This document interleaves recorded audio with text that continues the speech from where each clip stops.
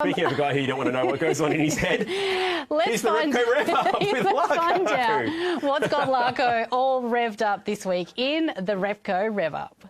So, a great weekend of racing behind us here at the Bend, and just trying to think, you know, what revs me up. And if you're watching the telecast on the weekend, you would have seen I am quite passionate about the fact that a young bloke like Thomas Randall, who did a stellar job here this weekend, finished 8th in the second race, is not in our main game permanently. And I sort of think something's not quite right if that's the case.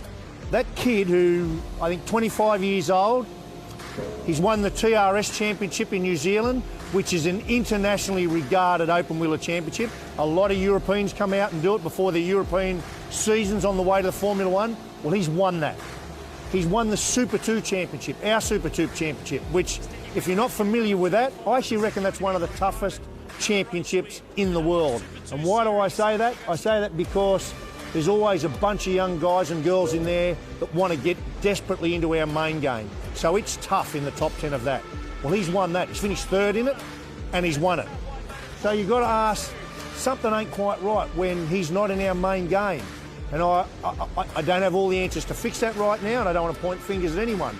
I'm just saying I think we need to do a little bit more on our system, because a lot of these teams up and down pit lane here, rightly so, are always complaining about the cost of motorsport. I mean, it's a worldwide thing, right? Well, I can tell you one of the quickest ways to reduce cost is to have 5 really good young blokes like Thomas Randall standing at the back of the garages ready to go. And I know a lot of the main guys, the main game drivers, are going to hate me saying that. I'm not necessarily trying to reduce their wages, but a lot of good young kids will line up there and do it for a whole lot less. And Tommy Randall's one of those guys. So, but at the same time, I want to reward the championship for this wildcard system that lets him have a crack, because that works wonderfully. We currently have 24 cars in our championship, and you could say, why don't we have 30 or 35? But the problem is, those 24 cars very much need to share in the pie, the money pie, if you like. That's a very important part of them competing. And that's the money that comes in from TV, from fans, from all the rest of it, that allows them to contribute to their sponsorship to compete. Now, if you cut that up into 30 or 35 pieces, pieces are smaller, right? So what the wildcard system does is it allows that pie to remain at that size, but brings in some others. So get ready, because Tommy Randall's got a wild card at Darwin. Then when we go to Perth, Kostekis, who we love those guys, there's some more good young guys in our game.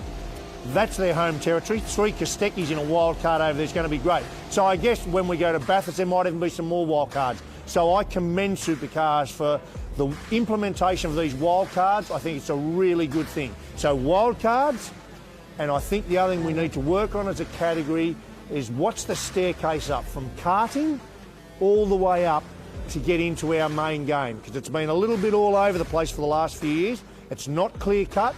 If you want to pursue an open wheeler career, a Formula One career, that's great. I say to you, finish your karting and get out of here, like Piastri, Ricciardo. We didn't see Danny Ricciardo in Australia, barely saw him. So we need a system that's designed for Australian drivers to forge their way up into supercars. That's what's revved me up. See you next time. Yeah, Larko makes some really interesting points there. We'd love to know your comments. Do you agree? Do you disagree? And what young drivers would you like to see, making it into the main game? So many great young drivers coming up through the ranks at the moment. Brock Feeney comes to mind. We saw a little bit of him in a GT car on the weekend. Going to be there at Bathurst when we get there. Ange Missouri's as well, another 888 driver. So loads of young stars coming up through the ranks. Let us know in the comment section. Who are you looking forward to seeing potentially in a wild card, or maybe even in for an enduro seat